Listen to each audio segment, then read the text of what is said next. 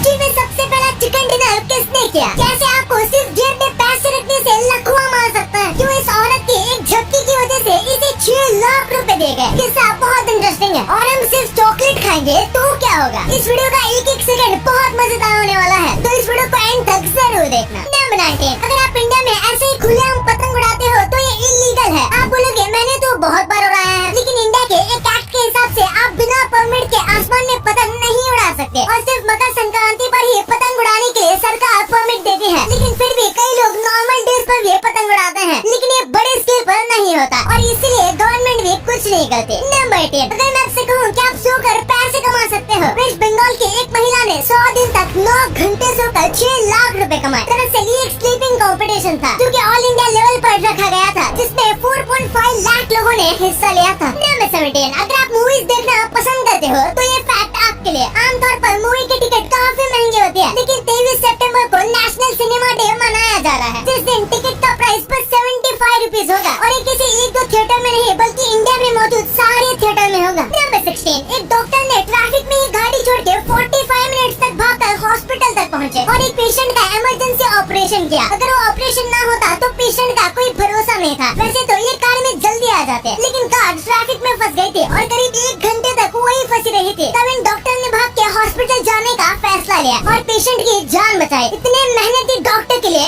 1 लाख तो बनता है। नंबर 15, आपने चिप्स के पैकेट्स में और ऐसे कई चीजों में MRP सुना होगा, लेकिन बाहर के देशों में MRP नाक के बराबर यूज होता है। जैसे कि इंडिया में छोटे मोटे हर कोने पर आपको कोई न कोई दुकान मिल जाएगी, पर ऐसा भाव नहीं होता। वहाँ पर मेनली सारी चीजें वहाँ के डीमार्ट जैसे सुपर मार्केट से लेते हैं। उनके पास मैक्स रिटेल प्राइस यानी कि MRP का सिस्टम ही नहीं होता। नंबर 14, अमेरिका के सोल्जर्स का सिर्फ एसी का खर्चा पूरे नासा के बजट से भी ज्यादा आया था। जब यूएस के सोल्जर अफगानिस्तान के बॉर्डर पर थे तब वहाँ की तपती गर्मी में उनके लिए एसी लगाया गया था और इस पूरे प्रोजेक्ट का जो कॉस्ट था वो करीब $20 बिलियन था और नासा का जो पूरा बजट है वो इससे भी कम है। नंबर 13, जब भी आप कोई हॉरर मूवी देखते हो तो भी आप एक टाइप का नशा करते हो। डर भी एक टाइप का नशा होता है जिसे थ्रिल कहा जाता है। इसलिए कई लोगों को हॉरर मूवी देखना पसंद होता है क्योंकि उसमें उन्हें डर का एहसास होता है, जिससे उनकी सारी बॉडी एक्टिव हो जाती है, लेकिन उन्हें पता होता है कि वो कोई डेंजर में नहीं है। नंबर 12, दुनिया में जो सबसे ज्यादा यूज होता है वो है पानी और सेकंड नंबर पर कौन सा रिसोर्स सबसे ज्यादा यूज होता होगा? अभी आप इस वीडियो को थोड़ा पॉज करो और अपना आंसर कमेंट्स में बताओ। जल्दी पॉज करिए और लिखिए। कर दिया तो इसका आंसर है सैंड। नंबर 11, हमारी बॉडी में रेड ब्लड सेल्स एक दिन में इतना ट्रैवल करते हैं जितने में हम इंडिया टू अमेरिका